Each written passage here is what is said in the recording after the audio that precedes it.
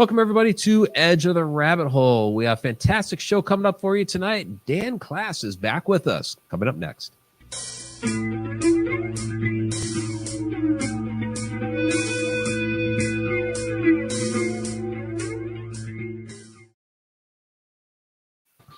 Welcome back, everybody, to Edge of the Rabbit Hole. I'm author and researcher Mike Ricksecker. With me, as always, my co-hostess, Victoria Monday, and down in the chat room, Alina, moderating the chat.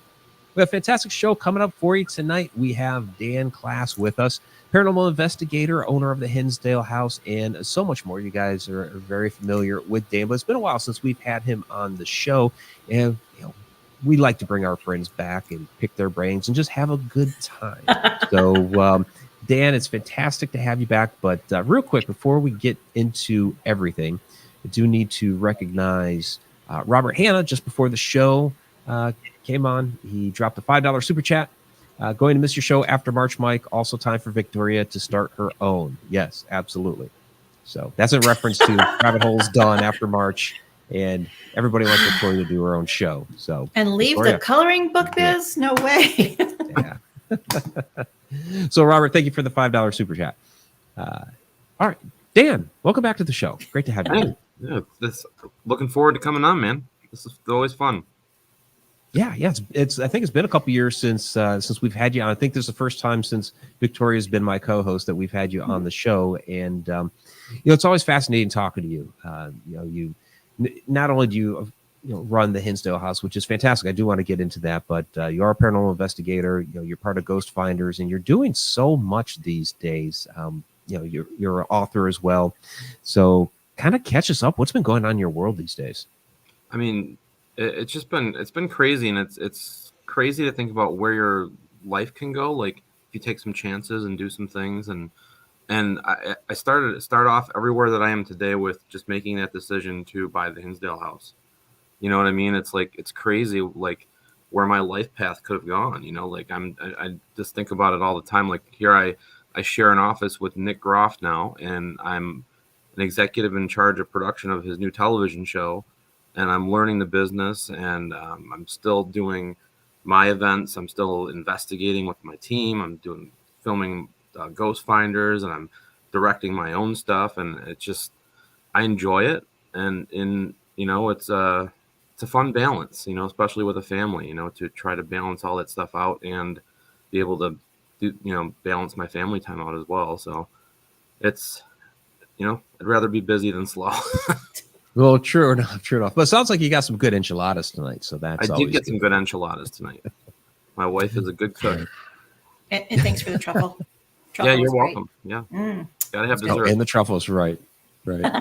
So let's go ahead and start, let's start where it began for you with the Hinsdale House. And I've been here twice now. And, there's a lot going on inside the house, but, to me, there's this interesting energy with the land, especially back up in the woods. And I was hoping you could kind of, describe a little bit more of that. And there's Victoria with the shadow box. Nice. See, I still have it. It's a treasure. It's got a nail in it. Yeah, I mean, the house is the house has a lot of folklore associated with it. Part of our job as researchers is history, and trying to figure out the history and what's true, what's false, trying to figure out what's folklore and what's the truth. And you just continue to learn as you go, and it's been an ongoing thing. And things that I said 7 years ago when I bought the house, I would slap myself in the face and say, "You're wrong," because I found out more, and you keep learning as you go. And we do know that there's definitely a native element to the land, which there is in most of the United States, but we have found arrowheads in the ground when we were digging the septic system to have the bathroom working properly. We do know that there was it's probably dating back to the 1700s. We have it dated back to the Renway tribe, and they were the last mound builders in that area before all the tribes were absorbed. And it's a possibility that they were on top of that mountain. What a perfect situation for Native American tribe. And you have to think about what it looks like without the trees on it right now, because the landscape changes. I mean, how many times have you walked through a forest and found graves? Things like that when you're investigating. And you got to look back in your mind and think, man, none of these trees might have been there. There's a water source and it's up high. They can see down below.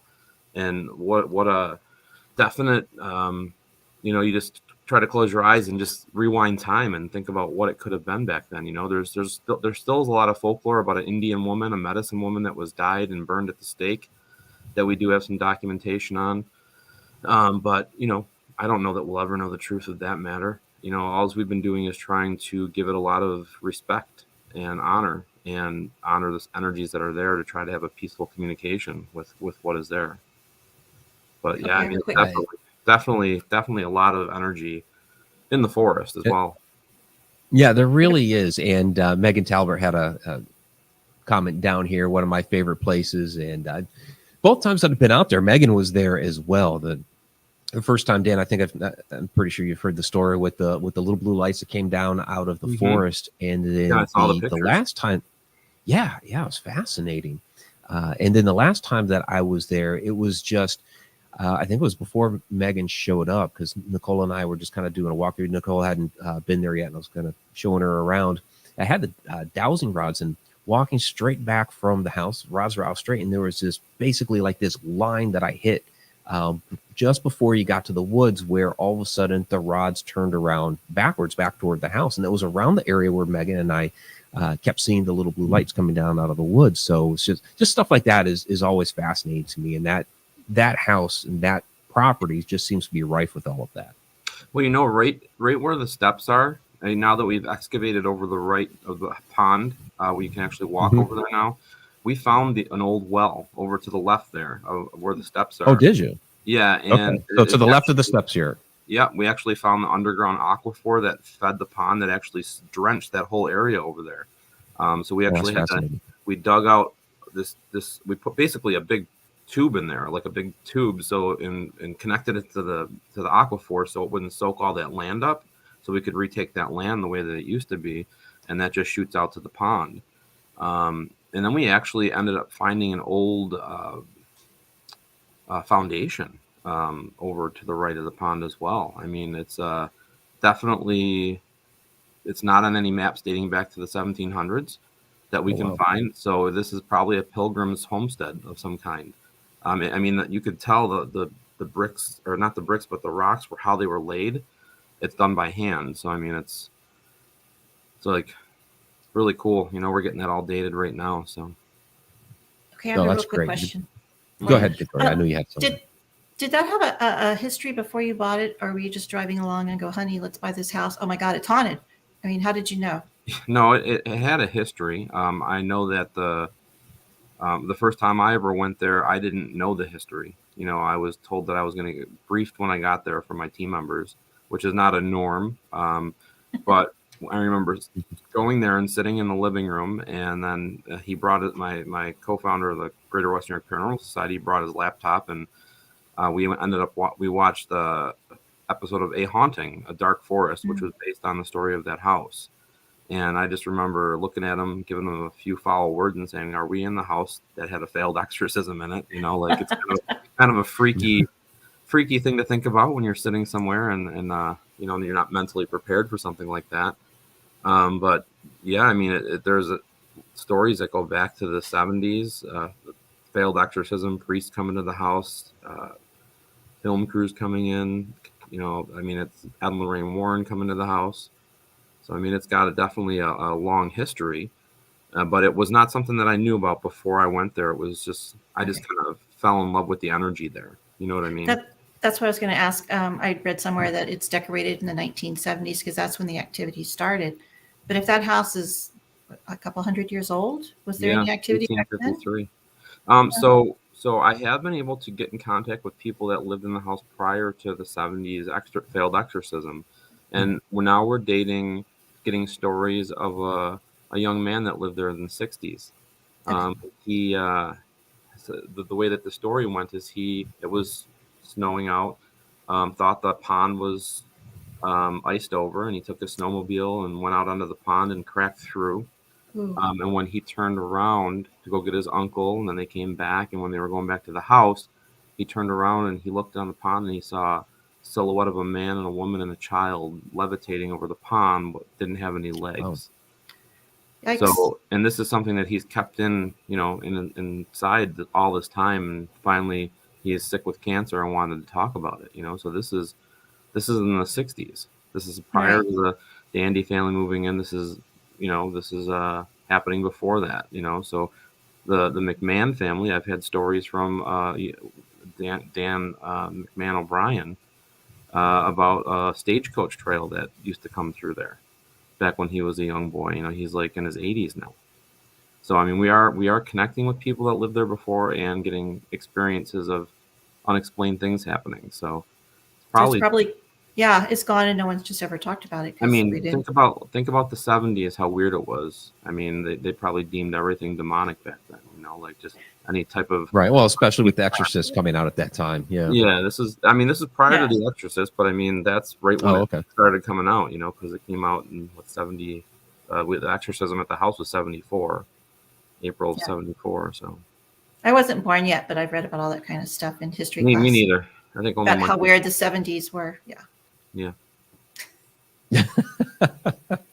So let's comment down here from James Keenan. Now, this is a guy I'd love to get out there at the Hinsdale House because he does all that work out there in the Uintah Basin around Skinwalker Ranch and Blind Frog Ranch, the Native American influence and electromagnetic energy that's out there. So, what have you discovered there as far as we've talked a little bit about the Native American influence, but as far as like EMF and that type of energy, what have you come across there that might possibly be amping this up?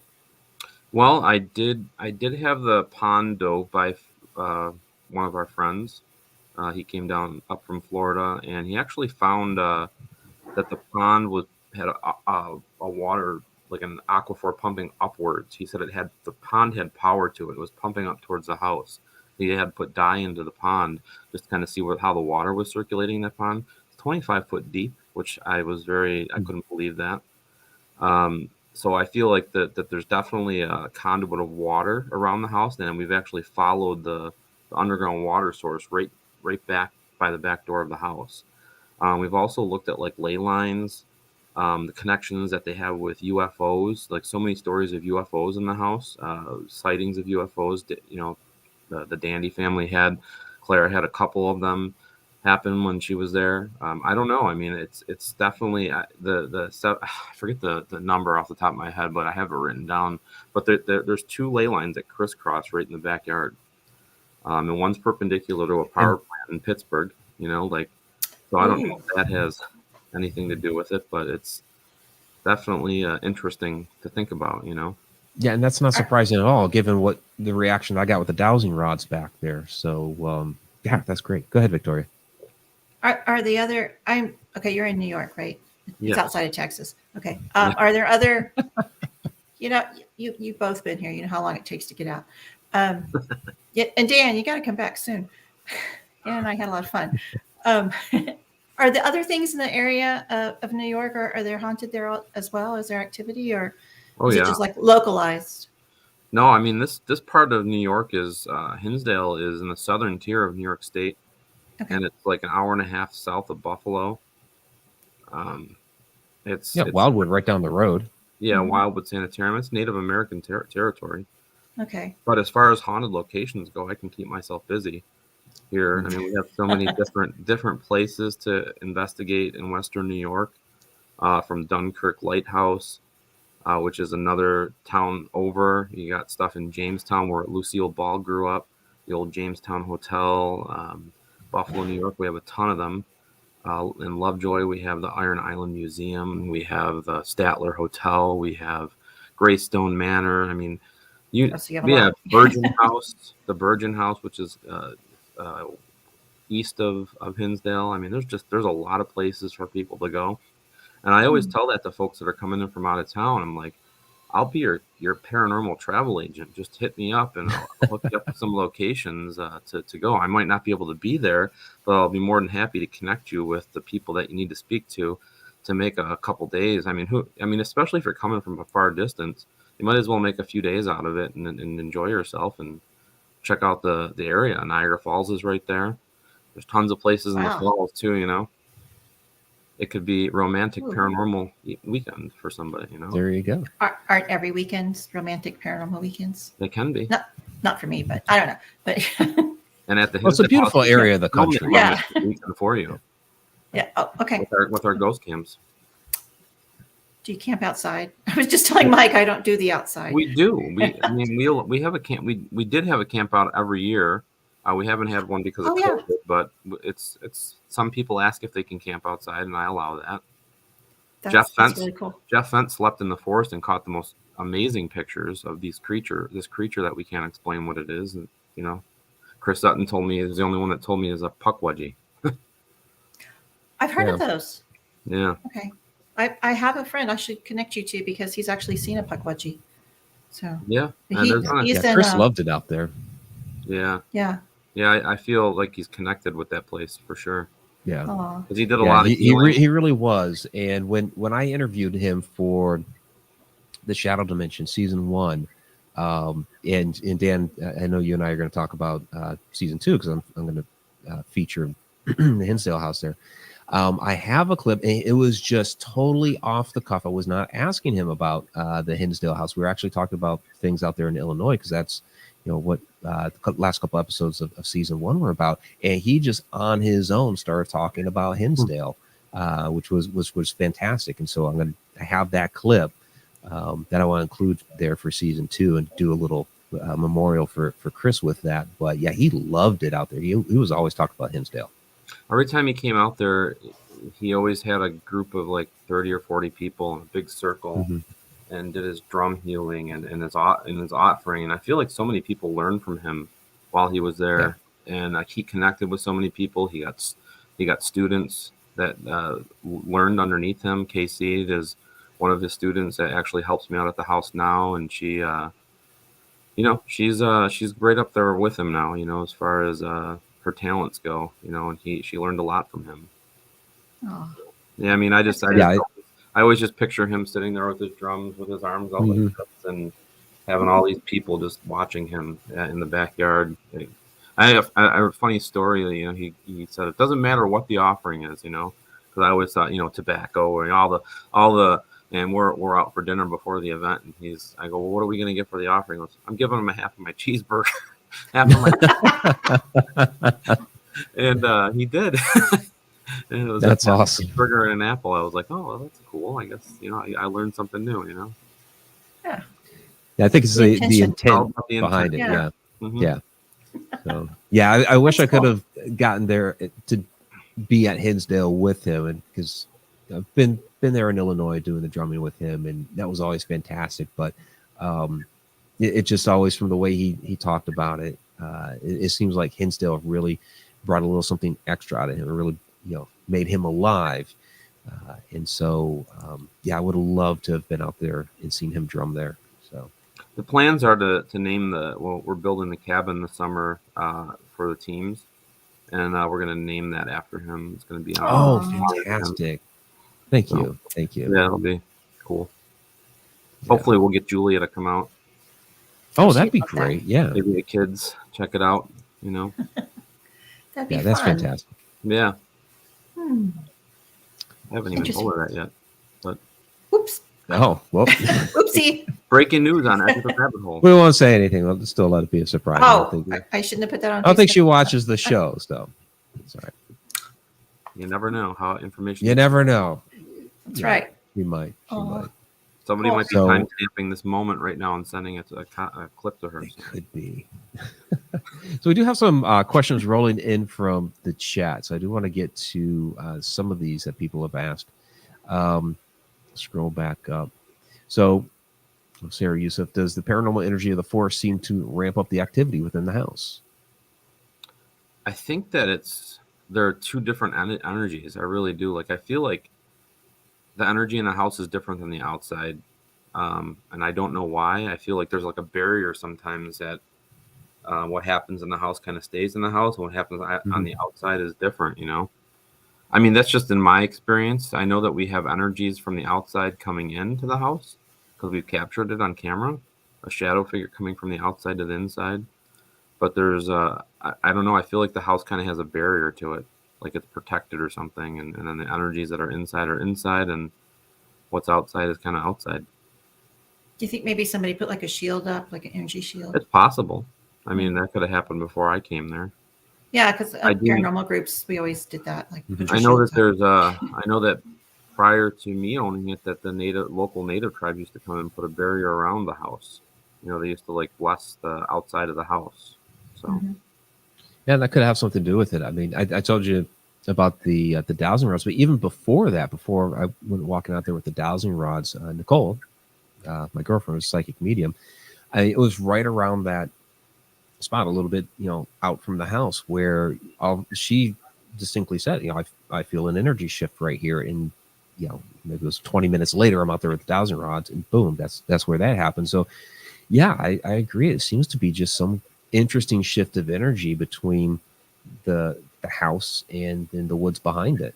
some of the weird things that have happened in the woods that I can't explain. So when we were in the woods, I was going through and just checking EMF in the woods, and I got to this one little tiny tree, and it was so weird. It was like the sun was shining down on the tree, but this tree was the area around the tree, or this tree itself, was emitting EMF.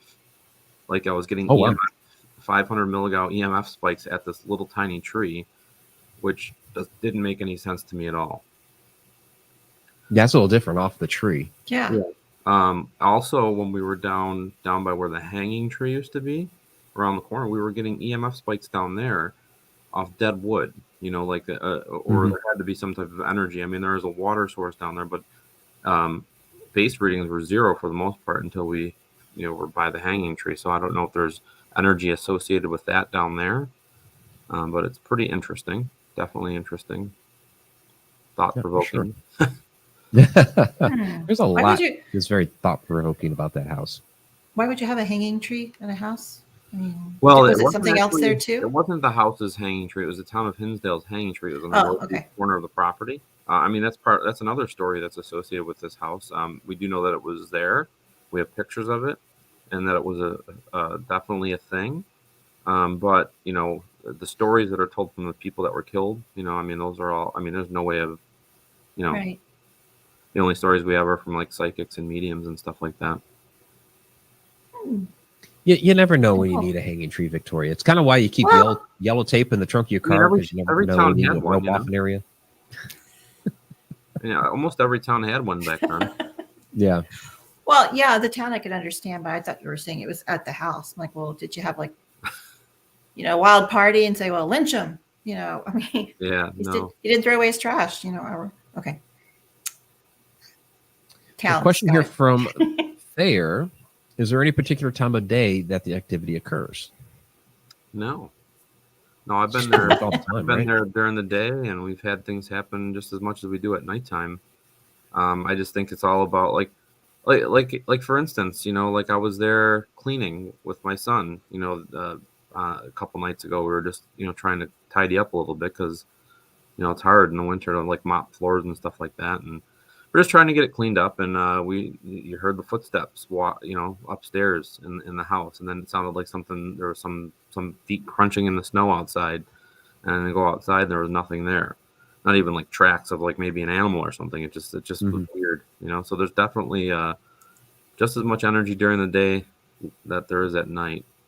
I just think, I mean, and you guys probably agree, I mean, it's people associated investigating with night probably because of the senses, like what senses you're using, and you can investigate during the day just fine, I always thought it was at night because we all work during the day, but we couldn't go. That was always my excuse. And now I know you grew up in a haunted house or a house that was haunted. Is it the same type of activity in your childhood home that you find in the Hinsdale? Steps and all that kind of stuff, or? Oh yeah. I mean, like not malicious, crayon drawings on the ceiling, doors open, my sister's stuffed animals being played with. So in the creaking of the floors. Like that. Yeah, I was in Jefferson last week, and the floor creaking. That was that was a real thing. You know, I was the only one there. It's creak, creak, creak. Nice. So, Oh, you were the only one at the hotel? yeah. Jeremy and Pam were down in their room where that was, and I had the hotel to myself. So Wow. that was fun. What a like treat. that. Ooh, it was. I'm sorry, but it was good until something woke me up at 7. It was the creaking boards coming down the hallway, and I was down in the last room upstairs, and it stopped in front of my door. And Mike, there was a shadow person there because you could see him doing this in the Awesome. doorway, and it was in the 20s. So I'm not going to get up. You know, I'm Southern. I'm in a blanket. You know, I was going to jerk the door open. And, what the hell are you doing? But I didn't do it. So I went back to sleep. And when I got home, I sent Jeremy a message and said, you know, who was walking down the hall at 7 in the morning? Because I looked at my watch and it was straight up. And he sent me the security cam snapshot. At 7 o'clock in the morning, the cameras were triggered, but there's nobody in the hall. So, I don't know. That's cool. Yeah. Now Peter in the chat. I'm just looking at what he's writing. Do you see what can you bring Yeah. up blood sacrificial sites? I'll scroll down because I had another question queued up. Oh, I see it. Blood Okay. sacrifices. Yeah, like this is interesting because this is what Chris and Kay have both mentioned to me about the waste now, and I don't really know too much about that, but I'm learning about this right now. And I mean, that's definitely who knows, you know? I mean, that's definitely interesting to me. All this history, all the different kind of religions or ways that the people had back then. You know what they believed in, because you want to be. Yeah, how many different ceremonies and rituals were? We know of the one. We know of the one of the woman being killed. You know, as a sacrifice. So I mean, who knows? I mean, could be for sure. I mean, Now, that's I'm sorry. What is a waste snow? Is that a being or a spirit or a tribe? Like it's a native being, native spirit. Okay, that's cool. I'm not familiar with that one, so you know. It's in my Wendigo, list. Pukwudgie, Skinwalkers, yeah, but Yeah. Waysno's a new one on me. So Looking that one Okay. up tonight. there you go. Look that one up. Jot that down. Got it right next to the book to read. So, and Judy was wondering about, you know, could portals have opened there? Oh, we lost Dan. The way snow got him. The Waysno got him. Boom. Or he went back for another enchilada. He might have gone back for another enchilada. Just About that. Sorry about that. there he is. We thought you went back for another enchilada. Yeah, no. What was the question? I got caught right out. Judy Wilson. No, it's fine. Judy Wilson was asking about portal activity there, which would not surprise me whatsoever with all the different energy that's just seems. I mean, to that was one of the area. things that was talked about in the house, in the room up to the right. It's Mary's room, and that there was a portal in there. Tim Shaw and many psychics that have come in have felt energy there. I feel like the energy shifted in the house. I feel like so many people go into that closet upstairs and have been scrying and focusing their energy on that closet. Now people are saying that things are happening in the closet. So it's Well, turning and into how like a much Tupelo? does? Or Chupelo? Yeah, and how Is that much what you- does everybody else? You're thinking of Tulpa. That's it. Yeah. Tupelo. How much Mississippi. does everybody coming in and doing paranormal investigations and doing their own little, you know, maybe ritual work or whatever off on the side? How much is that starting to, you know, amp up? Not, you know, aside from all the, you know, historic energy that's there and the spirits and all that. How much with the people coming in doing their own thing has that created, you know, new energies there and new activity because of that? It's possible.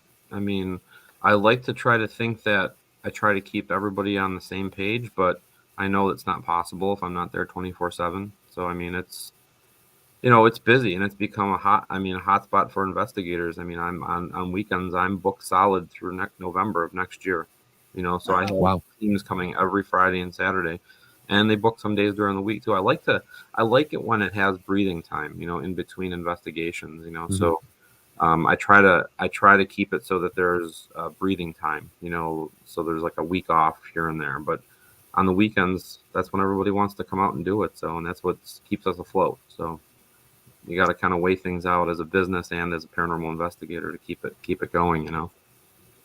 Yeah. Everything we make helps us get through the winter. So, and you've done a ton to restore the building and help keep up the property. And the difference between the first time I was out there and the second, which was a year and a half. It's fantastic what you've been doing out there.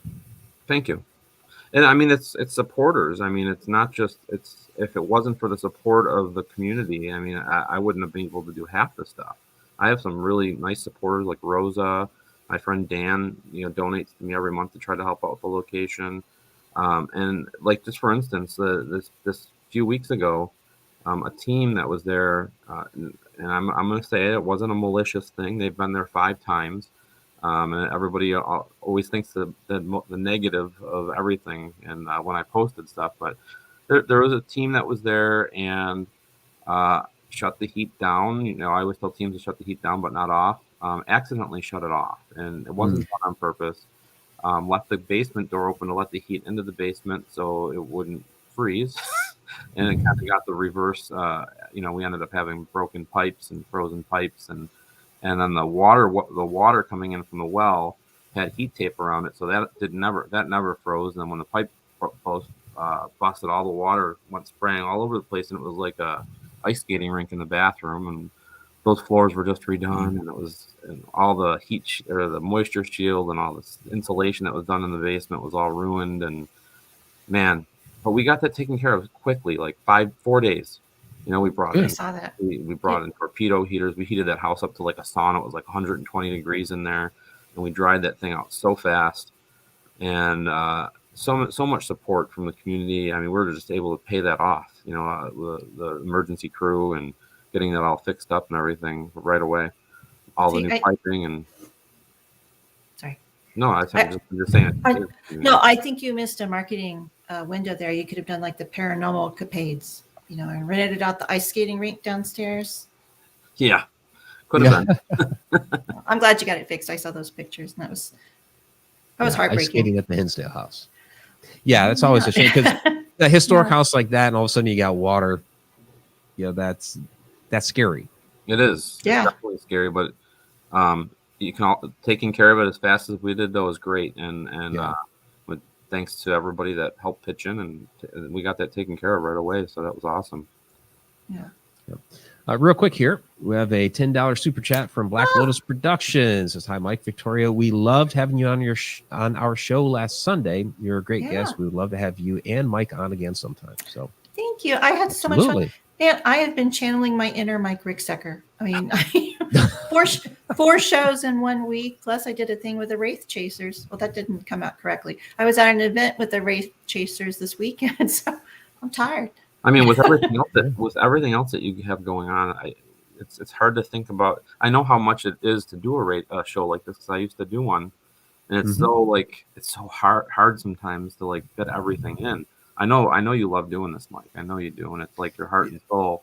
But it's also you have so many things that you're doing right now that are so just make you so busy. And and same with you, Victoria. I mean, it's all these. It's not like I have a job or anything. I got laid off. So.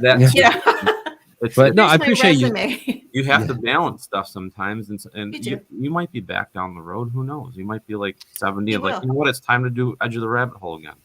Yeah, absolutely. No, I appreciate you saying that, Dan, because it is a lot of work, and you know what it's like to get everything together, the organization, preparing for the show. It's a lot of work behind the scenes, and with so many other things going on now, it's why Edge of the Rabbit Hole is, we're stepping away from that at the end of March, because it's a temporary walk away, but I think you'll be good. Because you built up such a good, all these people that come in now and listen to your show that you've built up over all this time, they're gonna demand Mike do a rabbit hole once in a while. Well, we reserve the right to, on occasion, at least come back and do a surprise show every once in a while. And you never know. At some point down the road, we may bring it back full time. But for the foreseeable future, probably next couple of years, we'll.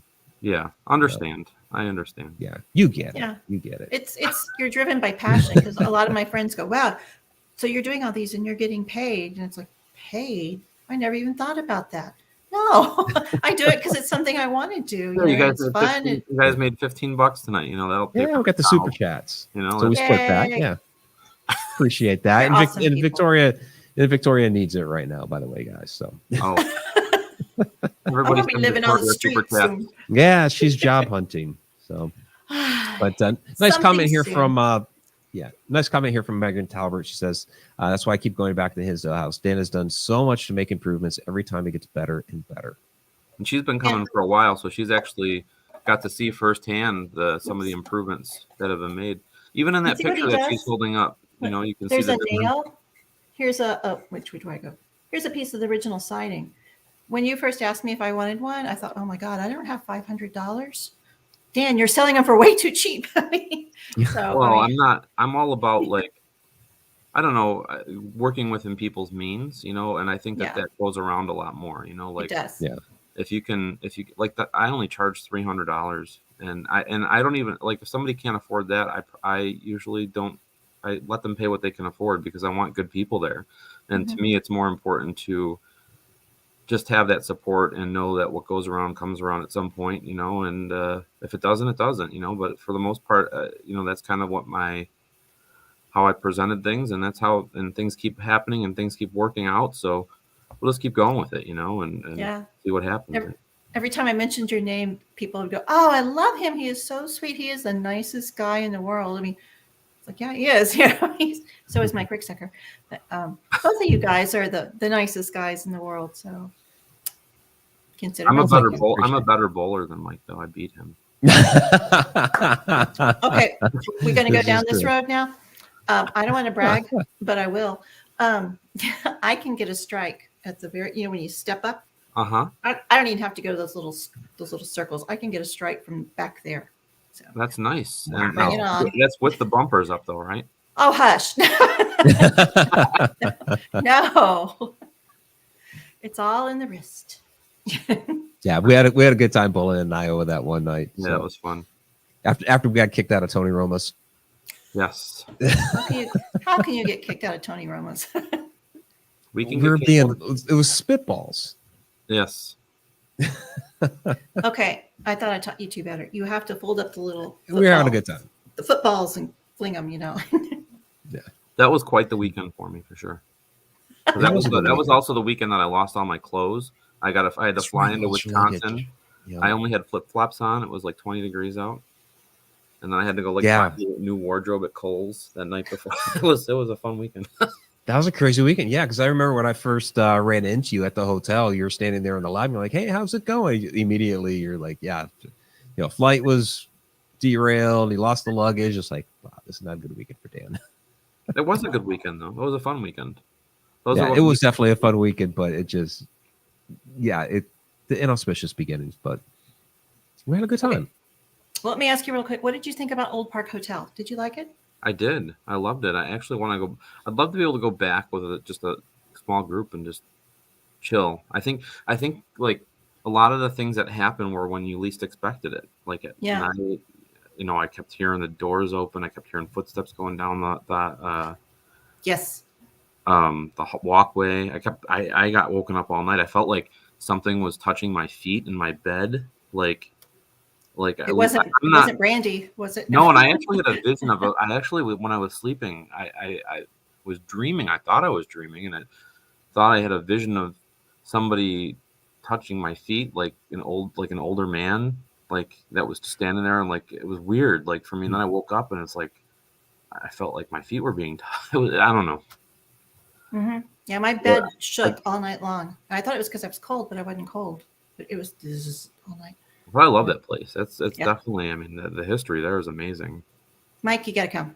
Come on, you can squeeze it in. Plus the owners. I mean, sure. I mean, you could just sit and chat with them all night. You know, just hang out. You know, they're good people. They are. They're good people. So. A lot of good people in the community, and that's something that I really enjoy about the paranormal. You know, good people like you, Dan, and good people like y'all. Did I say that? Yes, you did. Dan had his first kolache. I'm so proud of you. Yes, that was very good. Really? I showed up with kolaches and blueberry mead. It's like, hello, I'm here. Nice. Yeah, kolaches are fantastic. Yeah, real kolaches. Delicious. Yes. And there was a lot of them. Question here. Oh, good. A question here from Judy Wilson. This kind of almost applies to most haunted locations. When doing all that work on the house, did the activity ramp up? You kind of hear stories about renovations and paranormal activity. Yeah, I mean, like I don't know. Like for me, like it seems as though that the work, it's always been an active location for me. So I haven't noticed an uptick in that. I just feel like the more that we do things the right way, the more communication we get. Like, if that makes sense, like seems like we're on the right path with things, because it feels good, it feels positive, and I feel like we're going to be able to answer a lot of the questions to give Clara maybe clarity or maybe understanding of what may have happened to them back in the 70s. We're close, we're very close. So you think maybe the spirits there are wanting their stories told and yes, approving of what you're doing? That's kind of why I feel like I walked into that. That's why I feel like I got the place in the first place. I mean, there was a lot of things up against me, as far as like financial goes. I mean, I was a paranormal investigator, and just working a desk job, and like just the chance of me being able to come up with the funds for that place after I just purchased a new house for my family. Within 2 months, I had to come up with 10 grand to put down on it, and then it needed a new roof immediately. So I was thinking, okay, that's going to be like another 10 or 15. How am I going to do this? And it was everything fell into place the way it was supposed to, which I feel is why the house and the land maybe put me in that position. I think it was a calling to me in a way, and I know that like Clara kind of felt the same way. She felt like the house picked her, and I don't know. It seems kind of weird. No, I've heard that before, that haunted places will pick people. Like Dan and Connie were saying that they were picked by the Old Park Hotel. And, yeah, so I kind of feel like, like everything happened the way it was supposed to. Everybody rallied around the house. And I don't even want to say they rallied around me, but they rallied around the house. And they got that roof fixed, like before the next winter, which was amazing. And we got it done for like $4,000, because everybody donated and came in and helped do it themselves. I mean, when people up there scraping that roof off, you got that little piece of wood there, Mm-hmm. And what did I sell it for, like $50 or $75 or something like that? 25. That's what I'm saying. I was. Okay. Oh, wow. I would have. But whatever, like I had all those original cedar shingles on the roof, and I'm like, we're burning those in the fire pit at the beginning. I'm like, oh man, I could have saved those and used them, because people collect that stuff, I seriously would have paid $200 for that. Well, you can send me the 175 whenever you're ready. It's fine. I gave you kolaches, man. What more do you want? I'm just kidding. And mead. Did you like the mead? I did like the mead. It was good. I think it was kind of like having like a juice. It was like a. We call that mommy juice down here. There you go. Interesting. Next question. Was there somebody in chat? What was that? Well, I mean, we got about a little more than 15 minutes left in the show. So, I mean, you have other ventures, that you're working on aside from the Hinsdale House, and I know that's kind of the primary focus for this evening. But you're still working with Ghost Finders. You're doing a lot with Nick Groff. So, what are these different projects you've been working on? So, the Ghost Finders is the longest running independent paranormal show. I got involved with them in season 9, and we added my friend Melody to the mix. I loved working with Megan and Rob. When they came to the Hinsdale House to shoot the show, I just kind of fell in love with the way that they did things, or different, eclectic. Adding a witch into the mix definitely made it interesting for me just to kind of learn like what she does and how she does it, and how she brings healing and peace to the land and opens up that communication line when we're at a location. And you do things because you're having fun, and that's what this is all about. And I was having fun with these guys, and I still am.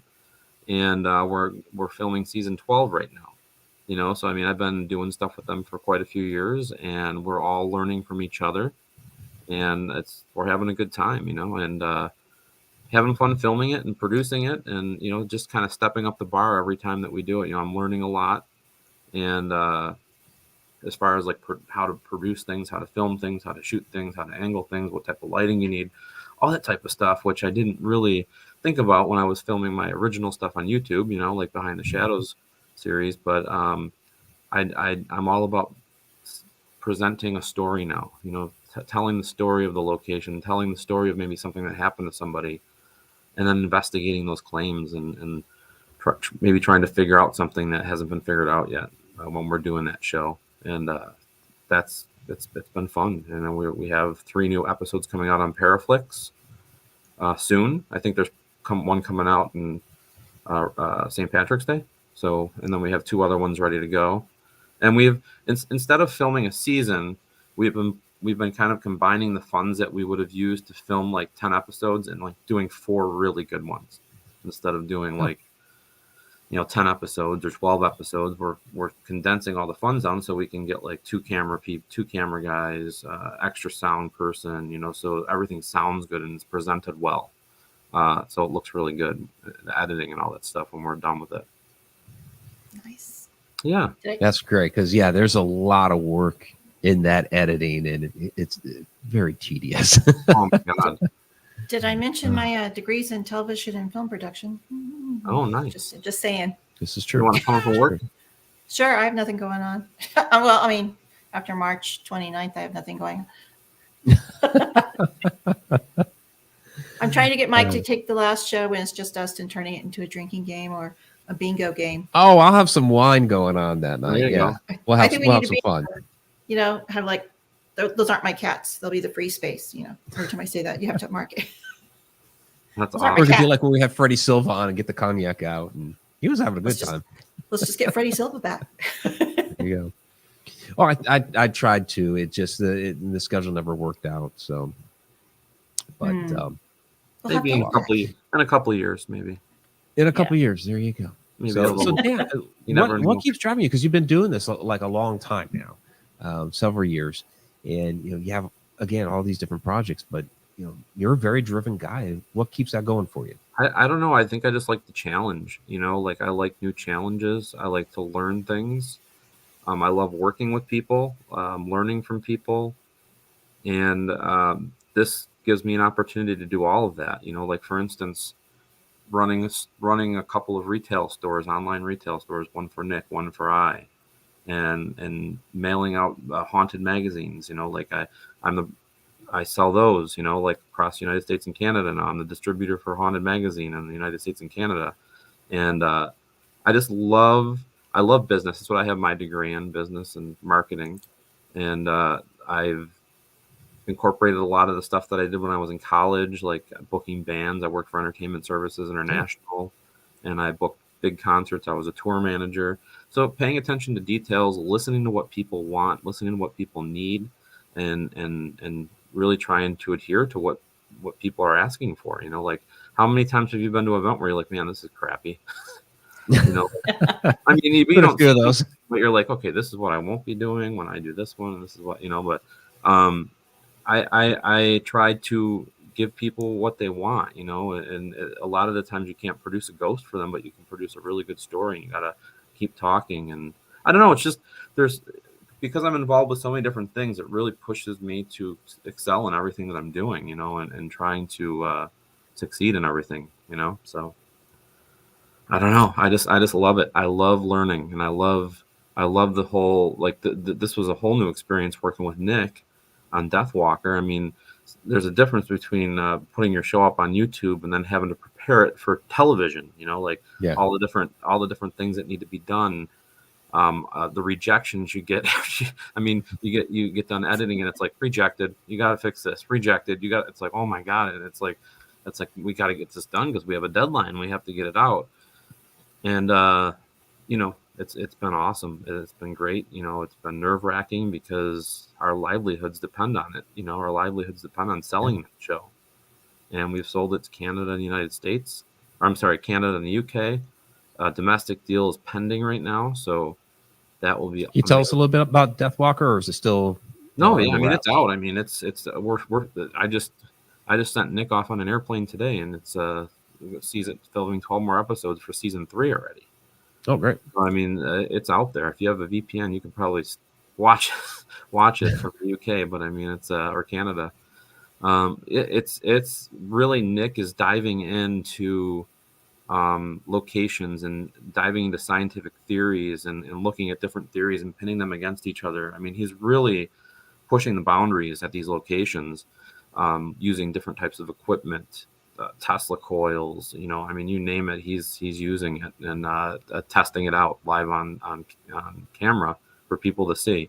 He's also filming it amazing. You know, it's a cinematic show, and it's done cinematically. The storytelling is done amazing. The actors and actresses he has come in to do the reenactments of the story. It's like watching a haunting, you know, but I think it's better, just because Nice. of the way that it's done, and it's done all cinematic, and it's like watching a movie as opposed to, you know, watching a reenactment show. But then on top of it, he's investigating, you know, and going in and diving in and looking at these claims at the locations and really pushing the boundaries with it. And it's trending in the UK. It's one of the top shows, beating out all the paranormal shows in the UK, and same as in Canada on Sci-Fi Channel. So, I mean, he's doing something right where it's tweaking people to watch it. So when's it coming down here? it's pending. I'm hoping that within the next month or so, we'll be able to announce the landing spot for the United States. Oh, good. Good. And then, of course, look out for that. Then. We have a lot of deals pending in other countries as well. So, I mean, it's really coming around.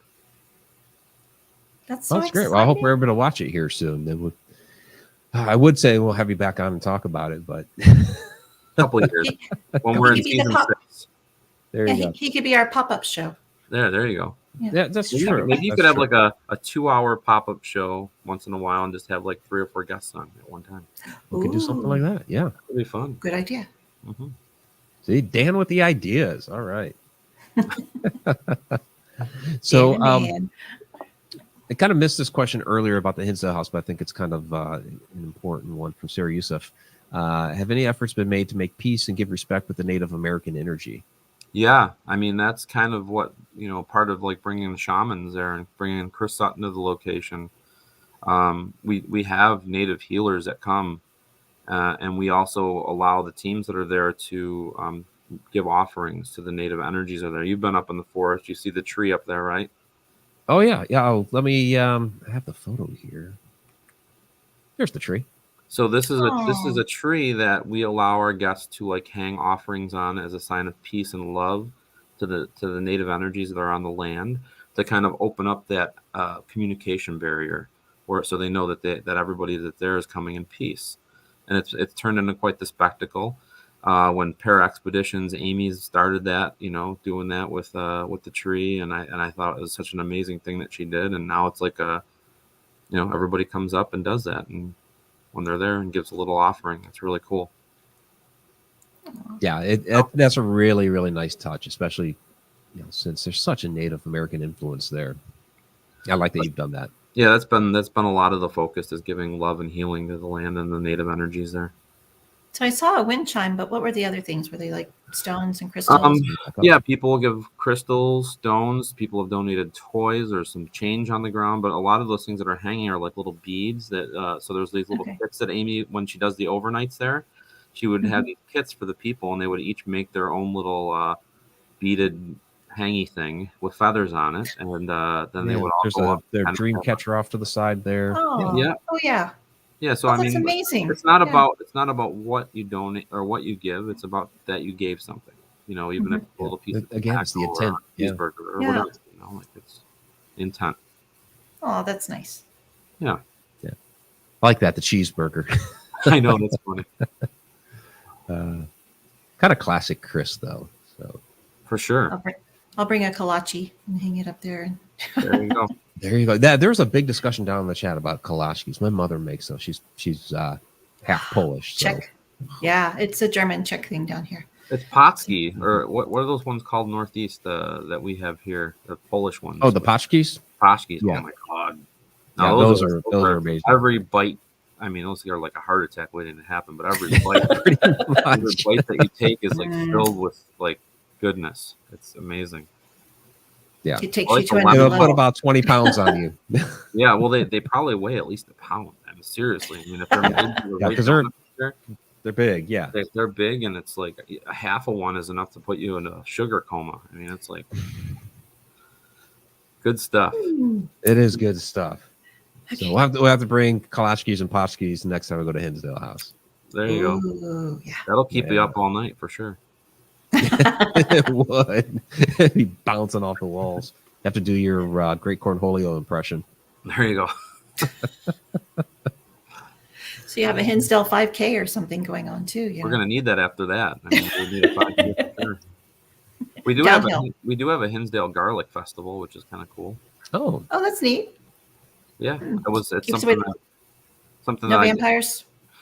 Yeah, that too, I guess. But it's it's not the garlic. It's horseradish. I'm sorry, I got that completely. Oh. Horseradish festival, but it's unique to the Nice. area, and they have their homemade horseradish, and tons of people from the community come down, and Hinsdale House is always front and center there to let the people know that we're a positive part of the community, and not just a bunch of people coming in and making a Black nuisance. shirts. yeah, and that's great because Yeah. haunted locations, haunted venues, They get a bad vibe. bring the paranormal. Yeah, they get a bad rap, unfortunately. So, Well, I'm proud you're to say that Hinsdale House is featured on the Hinsdale, New York website, and Great. they've had me actually come in and speak to the Cattaraugus County board, and talk about tour. I mean, it's a tourism. I mean, think about Mhm. how many people come in from how many different places, utilize the hotels, utilize the restaurants, and I have numbers to back up things like with just from selling tickets to events. How many people actually come to this house? It's crazy to think about. Like it's probably beating out some of the attractions they're paying thousands of dollars to maintain in Cattaraugus County. So. Well, and you're building a museum there too, right? Yes. Ooh. Part of it's going to be a base camp, and the other part's going to be a museum, and it's just going to have the artifacts, and it's going to have history. It's going to have like a walking tour, like those little things so you can actually walk around the property and get the different points, like and hear the history of the house. So it'll be interesting for sure. Oh, Well, that's great. well. So how far along is that so far? So cabin 1 is going to do this summer. Then I think next summer we'll be able to build the museum aspect of it. We're on the right path Okay. as far as finances go, and as long as it keeps staying busy and we keep showing the same level of support that we have, we should be able to get it done. So. Okay. And did COVID really slow you guys down? Because it sounds like you guys have still been packed. COVID slowed down. I mean, everybody, I think for a while was just scared, and I think when we were dead for a few months, but then when they started letting people out a little bit here and there, then you started seeing the locals trickling back in for a couple nights. So it was the local paranormal teams like Western New York area that really kept us afloat for a few months. And then teams started coming in and then booking again. And it just got super busy really quick. But I think there was those few months at least where nobody did anything, like everybody was like, yeah, it's like the whole world was shut down. Yeah. So well, good to hear things have picked back up. You said book through next November, so through November 2023. November of 2022 is okay. every weekend is booked through November of 2022, and weekends for 2023 are starting to book up now. But you can do weekdays because that's kind of when I go out and do things. Is weekdays. Yeah, a lot of people do that. Utilize that, or take a vacation, or maybe stay an extra day when there's a holiday on a Monday or something like that. So there you go. That's how I got the Jefferson to myself. I went on a Wednesday. There you go.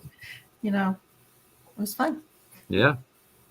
Plus you had isn't all the paranormology stuff in there going on? Yes. Oh, I got to play in his lab for a little bit. Jeremy's so wonderful. He showed me videos, and I was telling him all the things I was seeing, and I described this man. He goes, "I've seen him twice." And when Spielberg was across the street, he saw the same guy, and that's the guy that's the Hat Man in the Poltergeist movies.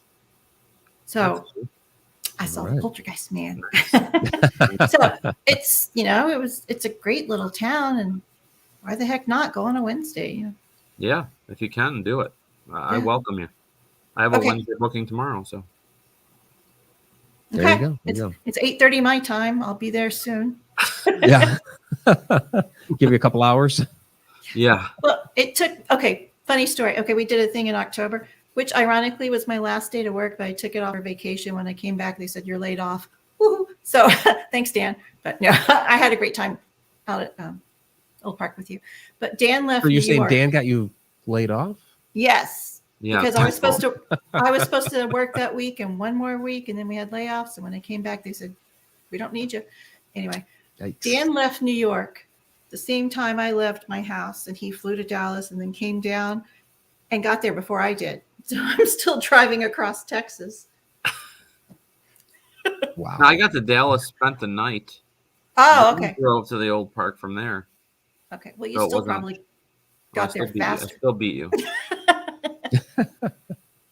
Yeah. All right. Well. Well, we are at our hour mark. We're going to have to wrap it up. Dan, thank you so much for coming on and sharing with us about the Hinsdale House, your experiences, projects you're working on. Where can everybody find you? I've been putting danielklaes.com down here. That's perfect. On the banner. DanielKlaes.com is the one place to go for everything that I do. So I connect everything to that page. If you want to find out more, like Hinsdale House, click on the little drop-down box, and there's links to Hinsdale, Wildwood, any events that I'm associated with. My store, all the proceeds go to help the Hinsdale House. So if there's anything that you like in there, there's a new suitcase out with my face on it now. I guess What about the that lunchbox? somebody just made. Awesome. I don't know. Like there's some weird things that get made.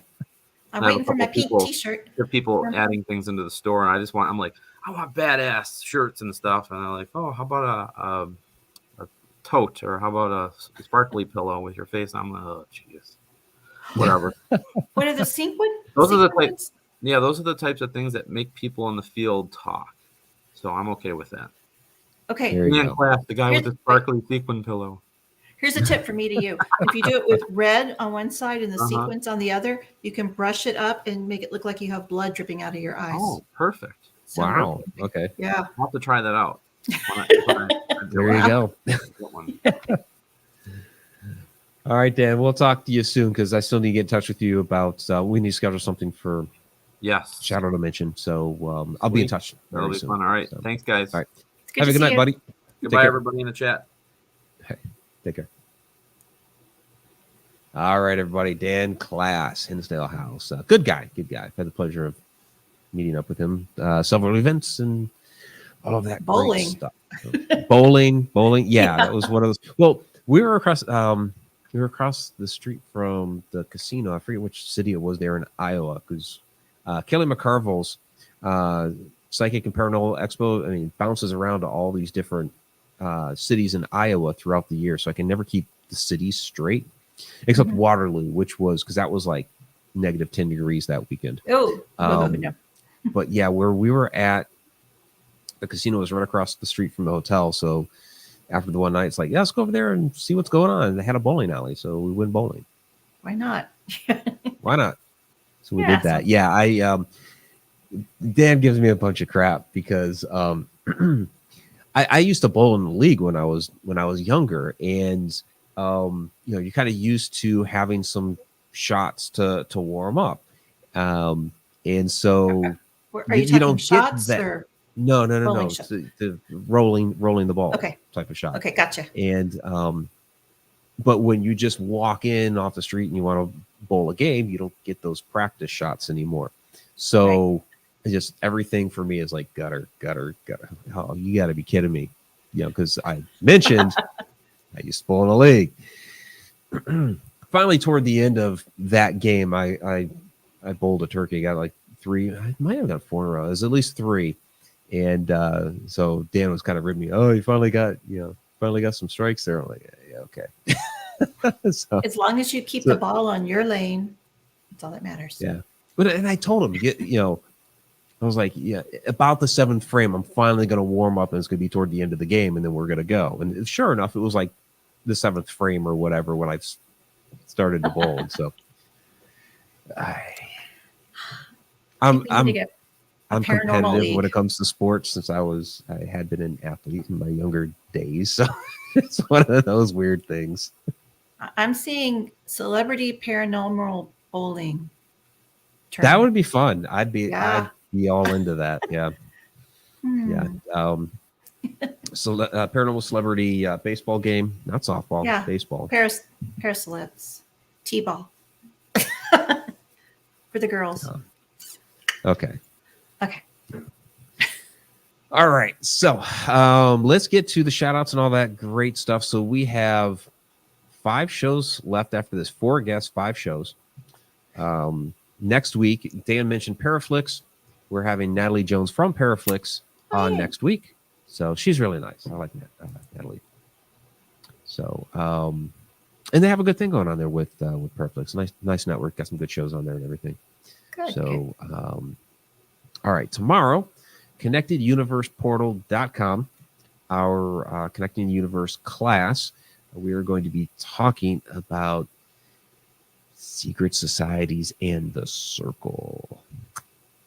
Dun, dun, dun. So we talked stone circles last week. Mm-hmm. You know, the like Stonehenge and those types of places. So this week we're going to be talking secret societies in the circles. So What kind of circles? fun stuff. Right. People circles or actual circles? Circles. Circles. Okay. This is here we go. Android purity. Mike doesn't strike me as a sports competitive type. You get me between those white lines, I am a completely different person. I am. You would not recognize me. I don't know if I I'm a want to see totally you at a different baseball person. game. You haven't. Oh You and my I have God. chatted baseball I mean- before. Oh my God. No, I mean, now that I'm older, yeah, I'm probably a little different in that regard. But when I was younger, you got me between those white lines on a baseball field, and I was a totally different person. It was like the switch flipped. Well, that's because baseball is the best game in the world. There you go. Mhm. Yep. So, all right. Let's go ahead and get to the shout outs. I want to thank Lena for moderating the chat this evening. Absolutely appreciate it. We have the participants tab here, Android Purity. Thank you very much for joining us again. Sid's Nest. Okay. Thank you for joining us. Appreciate that. Helen Espinoza, thank you once again. Jason King, thanks for joining us tonight. Jill Nimchinsky, thank you as well. Judy Wilson, thank you once again. Appreciate all the questions too, by the way. Leslie, thanks for joining us tonight. And there is Sarah Youssef. Always good to see you. Stacy Comiskey, thanks for joining us this evening. There's Stanton's Journeys. Check out Chris's channel. He's got some good exploration videos out there. Tip T Tarot for today. Thank you for joining us once again. There's Thayer. Also want to thank Hundred Media's Fairy Queen Dan Hilbert. Let's see. I get to scroll through here since participants have never gets everybody. Let's see. Adam Tillery, put up your lurking eyes. We want to see it. Megan Talbert hung out until toward the very end. She had to put the baby to sleep. So, but thank you, Megan, for joining us. And yeah, the couple times I've been out there at Hinsdale, Megan's been there, and she's fantastic. Mary Haygood, thank you for joining us once again. And let's see, we had lighting the dark remote viewing. Pretty cool. We also had our Super Chat Superstars this evening. Robert Hanna before the show started, and then Black Lotus Productions. Appreciate that. Black Lotus Productions are really fun. They're a nice group of people. Yeah. There was also someone, and I forget what country. She was in the very beginning of the chat, and she's in another country, and I forget. I think you said it was Serbia. Yes, she was there. I don't know Yeah. if she's still there or not. Cool. Yeah. That's cool. And Rob's there. All right. Rob Zip. Yep. Rob Zip right at the end. Just joined at the end. I'll have to catch the replay. Very cool. Yeah, absolutely. Replay is available. All right, everybody. Again, thank you so much. Really, it's just over a month left of the rabbit hole. And it sounds like everybody thinks that we'll be doing this again. 2024. That's what they're saying. 2024, we'll be back to the rabbit hole. Okay. Yeah. Okay. Well, maybe we'll have like a full production crew at that point, because it is a ton of work to get everything ready and set up and going for the show. And Dan knows. I mean, and when somebody that's been down that road comes on the show and it kind of affirms that, it's like, yeah, it's a lot of work. You forget what I do for a living? No, did for a I living? know. I know you know. I know you know. Dan knows, but I think there's a lot of other people who don't kind of realize all the work that actually goes into it. It's not like just, you walk in, hit a button, and hey, we're live, we're going. There's a lot of work. It's a labor of love. You have to It have a is. passion. No, I've really enjoyed doing it over the years. It's just I'm getting pulled in 1,000 different directions, and it's like something has to give. So, Mhm. Yep. Yep. So only so many hours in the day, unless somebody can add, I don't know, 6 hours to every Yeah. day. There are You know? 1,440 minutes in a day. And look at what Einstein did. And well, he also did the wormhole and time travel, collapsing space. I think he was an alien. He got a lot done in those 1,440 minutes. So you just need to did. bend time. That's all. Time doesn't exist.